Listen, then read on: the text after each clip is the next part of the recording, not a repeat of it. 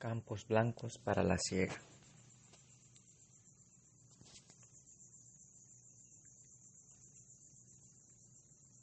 En los años siguientes, en su triunfo en Harringay, Graham hizo todo lo posible por cumplir con el mandato de Jesús de predicar el Evangelio a toda criatura. Inmediatamente después de Harringay, él y un pequeño grupo de asociados emprendieron un impactante tour por ciudades europeas. En la mayoría de ellas saludó por multitudes desbordantes, experimentó tanto las más pesadas críticas como el mayor de los éxitos en Alemania, quedando expuesto en un fuego cruzado por lo que sus críticos consideraban una mezcla típicamente norteamericana de mercantilismo y sensacionalismo, y por una teología que juzgaban superficial e ingenuamente literalista.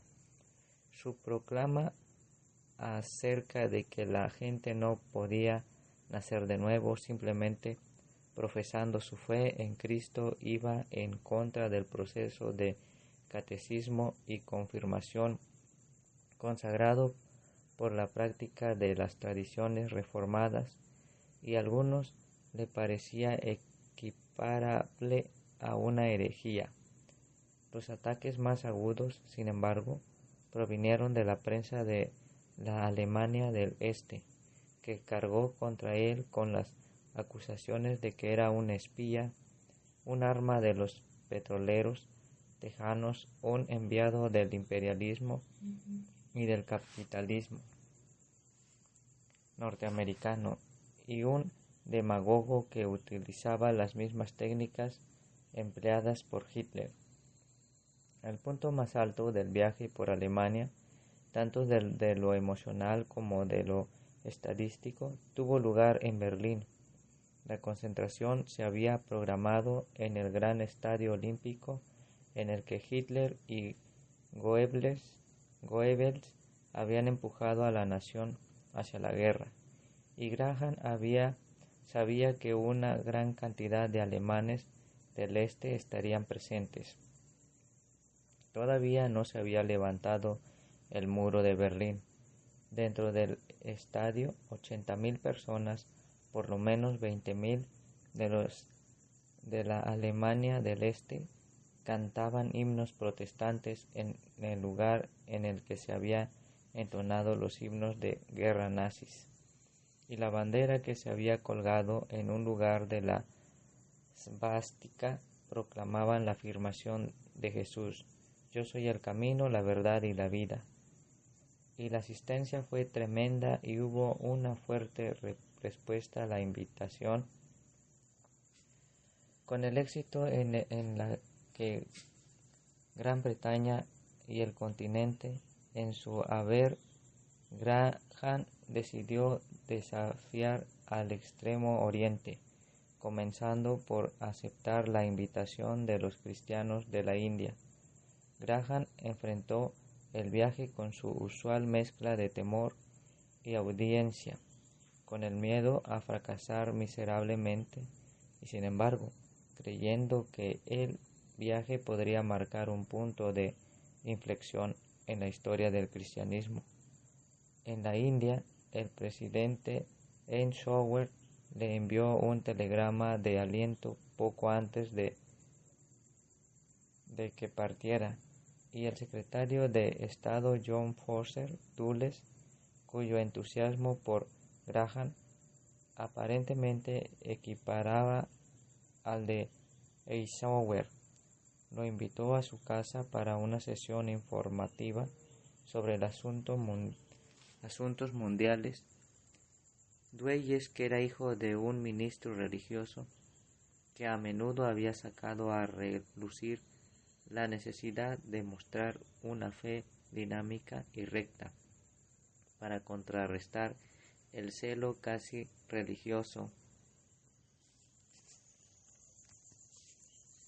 de los comunistas comprometidos, lo elogió por no aguar su mensaje en tierras del extranjero, pero además le brindó un consejo político que esperaba guardara a Graham de realizar declaraciones que fueran en sentido contrario a la política exterior de los Estados Unidos. Preparado de ese modo, Graham partió para la India. Al llegar al país, obviamente los sorprendió y encantó, gratificando con su naturaleza exótica su deseo de toda la vida de visitar tierras extrañas, y estimulando en él la curiosidad por otras culturas que sus estudios de antropología en Wheaton habían alentado. Por momentos se sentía absolutamente desbordado por la magnitud de la población de la India y por sus problemas. La pobreza que veía a cada paso apelaba a su compasión. Al principio la campaña pareció en peligro de verse eclipsada en un país tan tumultuoso, ya que Graham arribó en medio de disturbios y agitación causadas por la nueva división de los estados de la India implementada por el gobierno, pero dado que resultaba evidente que los disturbios no tenían nada que ver con él, no se sintió amenazado por ellos. Todas las personas responden a una sonrisa y al afecto, señaló más tarde en Bombay. Los revoltosos le arrojaban piedras los unos a los otros, pero cuando yo pasaba, les sonreía y ellos me devolvían la sonrisa. Parecía que él no podía concebir la posibilidad de que un disturbio fuera una expresión justificada de ira y descontento, ni podía ir más allá de su convicción de que todos los problemas y sus soluciones finalmente son individuales. Cuando Graham y su pequeño grupo de asociados se desplazaron hacia el sur hasta el cinturón bíblico de la India, donde se concentraba la mayor parte de los cristianos de la nación, él tuvo ocasión de predicarle a multitudes, mucho más grandes de lo que cualquiera se hubiera atrevido a predicar públicamente. Con frecuencia, pronunciando sermones muy similares a aquellos que había predicado en los pantanos de la Florida, apenas modificados para ser emitidos ante una audiencia cuya historia y cultura difícilmente podría diferir de la otra de modo más notable. A pesar de su aparente éxito, aún Graham admitió que las enormes multitudes se habían acercado en parte por la novedad de que él fuera estadounidense, y resultaba claro que algunos observadores no cristianos quedaron perplejos por lo que escucharon y vivieron. El punto más alto de la cruzada, considerándola como un todo, llegó en Kottayam, una ciudad de solo 50,000 habitantes, ubicada en el mismo corazón de la mayor población cristiana de la India. El día de la reunión, un rumor comunitario lo despertó a las 4 de la mañana. Graham miró por la ventana de su cuarto para contemplar una vista sorprendente. 5,000 adoradoras se habían reunido ya en el anfiteatro improvisado, esculpido en las laderas de una montaña, en torno al campo del atletismo de una escuela perteneciente a la Iglesia del Sur de la India, y estaban llevando a cabo una reunión de oración masiva, rogándole a Dios que bendijera la visita del evangelista norteamericano a su país. Durante el día que siguió, Billy y su equipo vieron con asombro cómo pequeños grupitos de peregrinos, todos vestidos de blanco y muchos de ellos con grandes Biblias bajo el brazo, provenientes de todas direcciones, entraban buscando una ubicación y se sentaban sobre hojas de palmera para protegerse del ligero frío de la tierra. Más de la mitad habían viajado por lo menos 16 horas. Algunos habían caminado entre 80 y 96 kilómetros. Todo el día continuaron llegando y fueron llenando el anfiteatro hasta que las multitudes alcanzó la increíble cifra de 75,000 personas en el momento en el que Graham habló esa noche, con sus vestimentas refulgentes bajo la deslumbrante luz de los potentes reflectores, formaban la más sorprendente y extensa compañía de cristianos que la religión hubiere visto. Aquellos que compartieron esos momentos todavía hablan del milagro. Katayam. Pero la sensación más poderosa en cuanto a la presencia de fuerzas sobrenaturales en operación se produjo en Palamottad, en la zona sur de la India.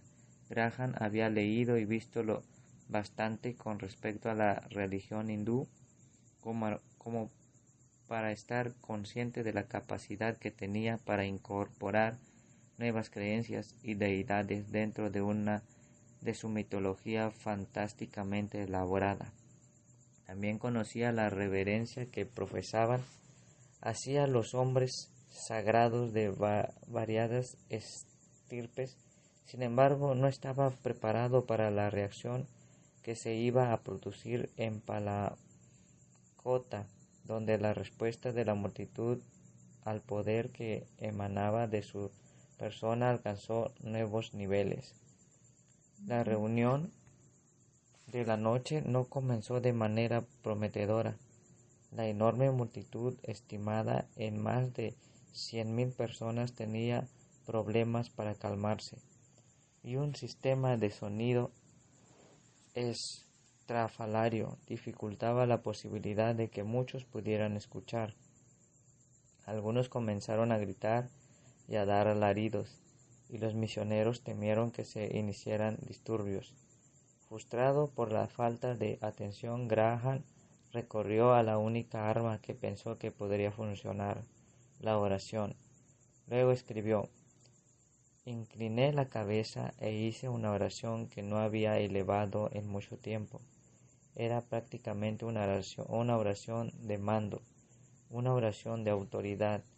Recuerdo que abrí mi mano como si fuera a descender sobre la multitud y dije: oh Dios, detén a todo este ruido, calma a la gente. Ahora, inmediatamente sobrevino un silencio mortal en medio de la multitud, y esa se convirtió en la reunión más silenciosa y reverente de los que había tenido en la India hasta ese momento. Era como si de repente hubiera descendido un soplo de Dios. No se escuchaba un solo sonido. Graham predicó ante esa multitud repetidamente silenciosa por alrededor de 1 hora, sintiéndose un tremendo poder y libertad. Luego recordó: cayó un Pentecostés, la gente comenzó a correr hacia adelante y a postrarse sobre sus rodillas.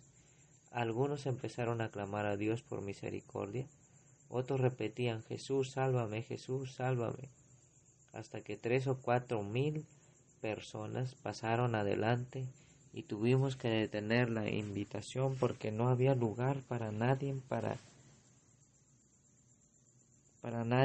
más. Caían sobre sus rodillas como moscas. Era casi como si cayeran muertos por el Señor. En su cuarto esa noche, Graham escribió: en verdad, la demostración del Espíritu en la reunión de esta noche es la más profunda y grande que jamás he experimentado.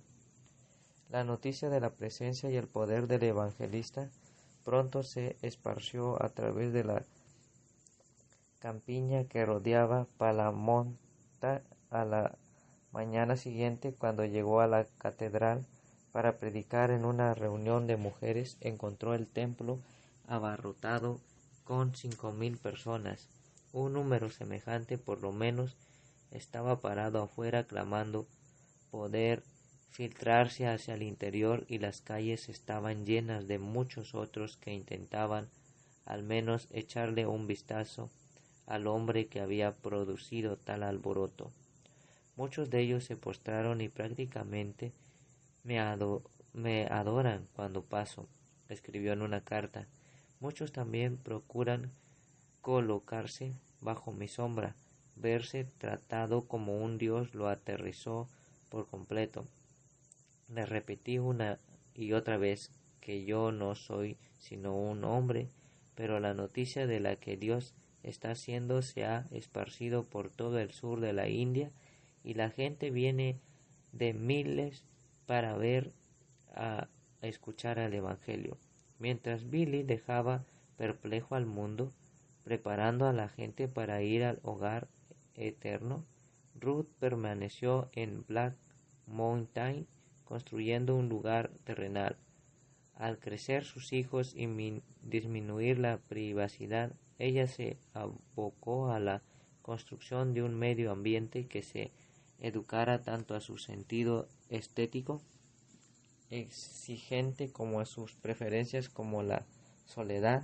En 1954 los Graham tuvieron la oportunidad de comprar una pequeña ensenada de unas 60 hectáreas, densamente arbolada, entre dos colinas muy empinadas que se elevaban detrás de Montreal. Era una época en que la mayor parte de la gente prefería mudarse a la ciudad y no al campo, y dos familias de las montañas ofrecieron la tierra en venta a unos $25 la hectárea. El camino sinuoso de arcilla roja, angosto y empinada apenas era transitable, y Billy se cuestionaba si era sabio intentar construir un hogar en la ladera de una montaña, pero dejó que ella tomara la decisión. Le producía una leve alarma que ella lo hiciera. Mientras él estaba en un viaje a la costa oeste, ella consiguió el dinero del banco y compró la tierra. Luego, mientras Billy estaba en Europa y el Extremo Oriente durante 1955 y 1956, ella rastreó las montañas de Carolina del Norte, sacudiéndose con su jeep rojo al acceder y descender por caminos secundarios, metiéndose en huecos remotos, bajando en estaciones de servicio y en pequeñas tiendas de comestibles para preguntar si alguien sabía de alguna cabaña de troncos que se pudiera comprar. A igual de los ciudadanos les resultaba difícil creer que esa criatura decidida, vestida con jeans azules y una chaqueta del ejército, fuera la esposa del ciudadano más famoso del estado, o que ella de verdad anduviera buscando comprar casas viejas, pero su búsqueda le permitió encontrar 5 cabañas y varios camiones cargados de madera, ladrillos bien curados, alambre para cercos y una partida de auténticos muebles rústicos tallados, los que compró en una venta de segunda mano. Ruth contrató a un arquitecto para que diseñara los planos de la casa, pero ella misma actuó como contraparte del arquitecto y como administradora del proyecto. Su tarea no fue fácil. A los trabajadores locales se les hacía difícil entender por qué una mujer cuyo marido tenía un buen trabajo querría una casa construida con troncos viejos en lugares de ladrillos, madera nueva y un revestimiento exterior de asbesto. Luego, desear llamarla con tratos viejos en lugar de ir a Sears Roebuck y comprar muebles que fueran de acuerdo. y no estuvieran rayados porque otros lo hubieran usado antes. Billy mismo mostraba ciertas preferencias por las cosas nuevas y modernas, pero le permitió a su esposa que construyera a su gusto, tan solo estipulando que debería haber asientos confortables y muy buena iluminación. Es fácil que a uno le guste Little Pony Cove, la pequeña ensenada, la vista de las montañas enmarcada por los amplios ventanales que llenan la sala, el comedor y la gran cocina funcional, de techo alto y vigas rústicas, es algo que no tiene precio.